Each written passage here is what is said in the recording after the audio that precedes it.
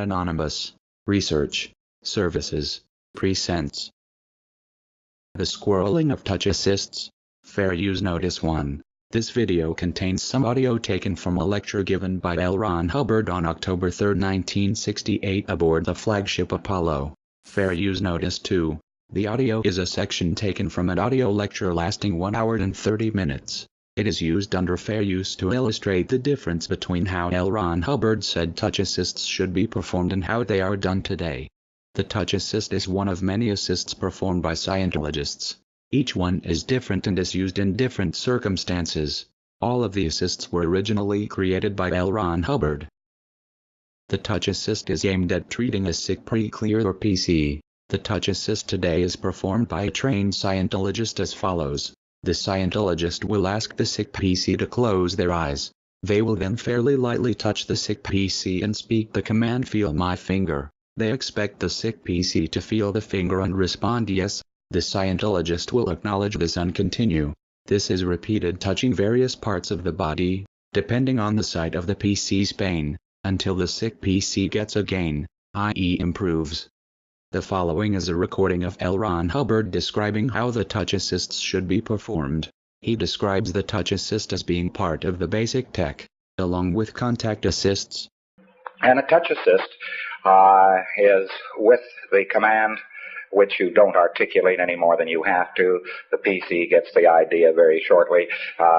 You touch him with your finger, and he's supposed to feel the finger, and then signify that he has felt the finger. After a few commands, you'll find out that when you touch him, he will give you a blink, or a nod, or some representation. You knock off the verbalization at that particular time. Notice how L. Ron Hubbard emphasizes that the Scientologist should not verbalize more than is necessary, that at some point the sick PC will get that they are looking for the feeling of the finger and will acknowledge by a nod, grunt or whatever feels comfortable for them. Even at this time L. Ron Hubbard was very annoyed at how many Scientologists didn't know how to do the simple touch PC properly. He was quite angry about this. Despite his anger, it would seem a very important part of the touch assist. Not verbalizing as much as possible has been missed out of the tech. In effect, the tech has been squirreled, which is a high crime in Scientology. That is nothing more nor less than a contact assist and a touch assist. And these are how they are done, and that is standard tech. We have been doing them for years and years and years, and it's amazing to me to find that there are Scientologists around who don't know how to do these two standard actions in a standard way. Why did L. Ron Hubbard emphasize not verbalizing more than necessary? In the following part of the same lecture, L. Ron Hubbard says that any talking, sounds, etc. become part of the engram, which will need to be run out later. Try to minimize the amount of conversation around the injured person is one of the main criteria. You don't let people talk around this thing, even though you have to kick them in the stomach. And you don't keep saying, shut up and be quiet, because that becomes part of the engram. You signal them to be quiet, and you walk into their chest and walk them off the scene, and then say, shut up, like that. And then come back and continue it, because you're just putting content into the engram. Engrams are caused by traumatic events, and they are what prevents a thetan from being fully operational. The aim of a Scientologist is to first attain a state of clear and then to start clearing the engrams so their thetan can become a full operating thetan. In order to clear an engram, you have to find the traumatic event that caused it. This event could have occurred sometime in the Scientologist's past, or it could be part of what L. Ron Hubbard calls Incident 1 or Incident 2. Hello. An engram caused by either Incident 1 or Incident 2 must be cleared using a special rundown. In order to find out if an engram occurred during Incident 1 or Incident 2, you must date it. Incident 1 occurred around 4 quadrillion years ago and Incident 2 occurred around 75 million years ago. In the following audio clip, taken from the same lecture, L. Ron Hubbard explains the importance of dating an engram. And the first action of the mutual engram is to date it. To date it. Date it. What is it? That's the most available datum. You date it, and then you find out what it is about, and you can do both of those. You can, first, your little assessment is what is it, see? Physical illness,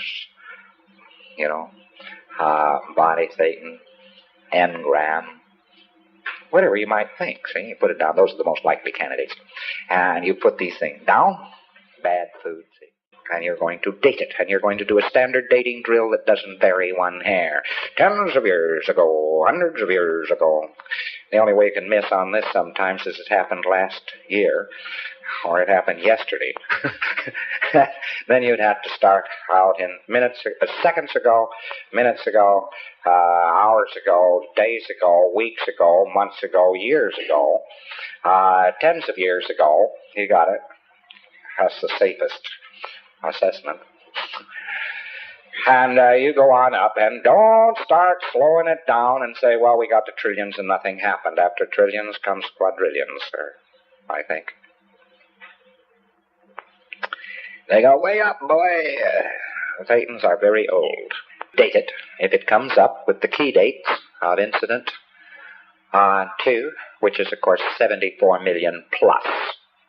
It's almost 75 million, almost in PT, peculiar to this planet. If it came up with about 4 quadrillion, it's incident 1. They are that far apart. Incident 1 is the beginning of the known universe. Incident 2, however, is much more complex and is where most of the engrams come from. In the following audio clip, L. Ron Hubbard describes what he has discovered about Incident 2 during his research. The Incident 2, it is a very long, involved, and complex incident. It's about 36 days. It starts out normally with a capture, some kind or another. Capture. And don't think of yourself as I'm trying to run a capture of having been airy-fairying around in the air and somebody something or other and got you down with a net and all that balderdash. Because people at that particular time and space were walking around in clothes which looked very remarkably like the clothes they wear at this very minute. And the cars they drove looked exactly the same, and the trains they ran looked the same, and the boats they had looked the same. Circa 1950, 1960, this civilization has simply copied our 6 100% because they were told to. And they walked down streets that looked like these streets and lived in houses that looked like these houses and so on. That's what the hell. And there was quite a bit of huffle-luffle and then upset and so on before R6 took place. What it was the loyal officers were the body, the elective body. They called them the loyal officers. They were there to protect the populations and so forth. And they had elected a fellow by the name of Xemu, could be spelled Xemu, to the supreme ruler. And they were about to unelect him, and he took the last moments he had in office to really goof the flu with frozen alcohol and glycol, which preparation is guaranteed to pick up a Thetan. All he had to do was pick him up and put him in a refrigerator, and they had him, boy. Because he tried to exteriorize from the body, there he was, frozen. And they threw him into collection points, boxed them up in boxes, threw them into space planes, which are the exact DC-8s. The DC-8 airplane is the exact copy of the space plane of that day.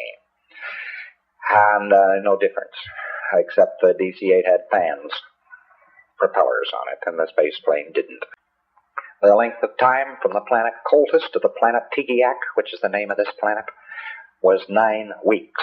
And people were ferried in here by the billions and the billions and the billions, and they were ferried in here with boxes, and they were put in boxes and stacked around, and they took these people in boxes and so forth, and they dumped them, and then they set off hydrogen bombs on the top of each primary volcano there is on this particular planet.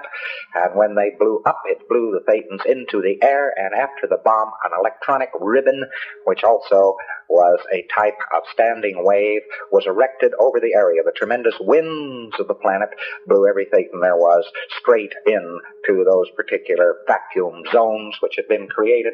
These were brought down, packed up, and put in front of projection machines, which with sound and color pictures first gave them the implant which you know as clearing course, and then a whole track implanted which you know as OT2.